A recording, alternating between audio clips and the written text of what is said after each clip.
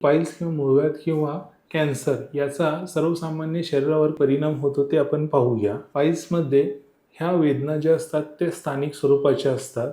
याच्यामध्ये कोणत्याही प्रकारचं तुमचं वजन कमी होत नाही आहे.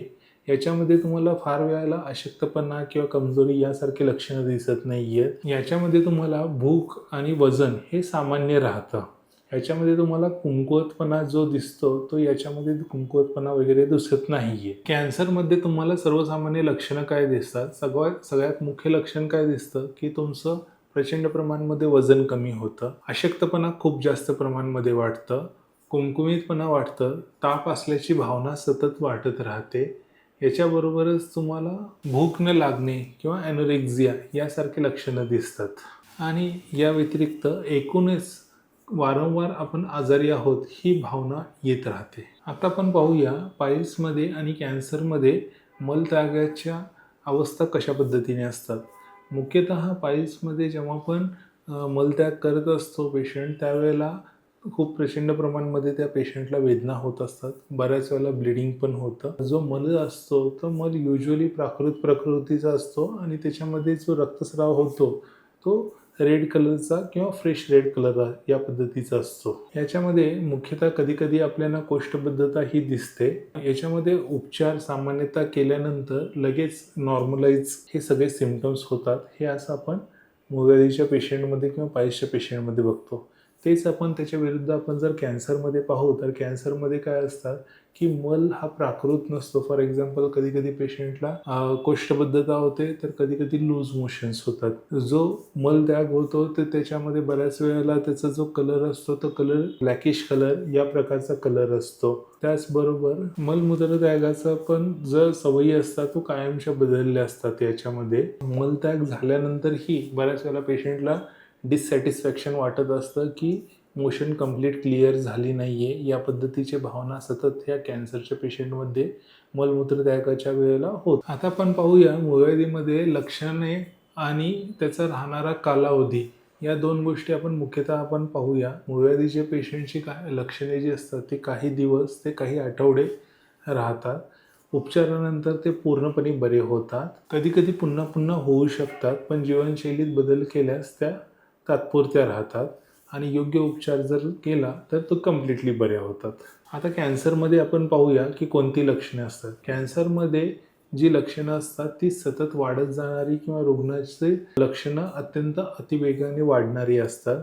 त्याच्याचबरोबर कॅन्सरचा सामान्य उपचार घेऊनही उपयोग होत नाही आहे. कॅन्सरसाठी स्पेसिफिक ट्रीटमेंट येतात.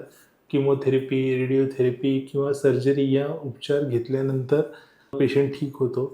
याचा कालावधी खूप जास्त प्रमाणामध्ये असतो आणि सगळ्यात महत्त्वाचं जर वेळेवर योग्य निदान किंवा योग्य ट्रीटमेंट जर घेतली नाही तर रुग्ण दगावूही शकतो. ही सगळ्यात मोठी कॉम्प्लिकेशन परिस्थिती आहे. आता आपण पाहूया की डॉक्टरांना तुम्ही केव्हा भेटावं. डॉक्टरांना सर्वात पहिल्यांदा तुम्ही यावेळेला भेटायला जायला पाहिजे की जर तुम्हाला अचानक रक्तस्राव होत असेल, रक्तस्रावाचा जर कालावधी जर 7 दिवसांपेक्षा जास्त अधिक प्रमाणामध्ये असेल तरी तुम्हाला डॉक्टरांकडे जायला लागेल. किंवा अनयुज्युअल तिथं तुम्हाला मांसल भाग आहे ग्रोथ आल्यासारखी वाटत असेल, ह्याच्याचबरोबर तिथं पेन किंवा दुखणे हे जास्त प्रमाणामध्ये असेल, मलत्यागाच्या वेळेला तुमच्या सवयींमध्ये अचानक बदल झाला असेल, मोशन केल्यानंतरही तुम्हाला पोट साफ होत नसेल आणि पुन्हा वारंवार जावं लागत असेल किंवा मलत्यागाचं पूर्ण स्वरूपच जर बदललं असेल किंवा जे काही मोशन करतात तो ब्लॅकिश कलर होत असेल आणि अत्यंत महत्त्वाचं 40 वर्षाच्या वरती असाल आणि तुम्हाला सतत रक्तस्राव किंवा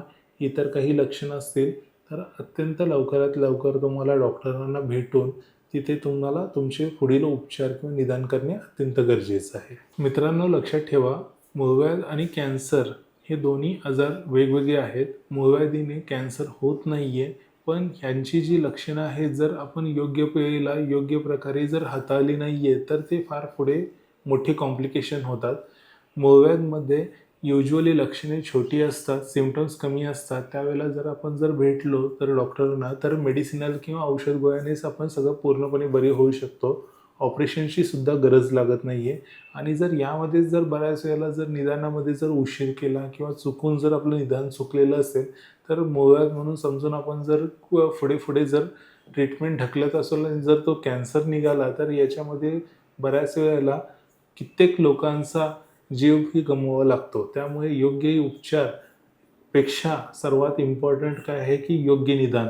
त्यासाठी तुम्हाला काय करायला पाहिजे, व्हिडिओ प्रोक्टोस्कोपी सर्वात पहिल्यांदा करायला पाहिजे. व्हिडिओ प्रोक्टोस्कोपीनंतर कोलोनोस्कोपी करायला पाहिजे आणि योग्य डॉक्टरांच्या सल्ल्याने दिलेली औषधं घेऊन त्यांचं सर्व मार्गदर्शन प्रॉपर घेतलं तर तुम्हाला मूळव्याध असो किंवा कॅन्सर असो याच्यावर नक्की मात करता येतं.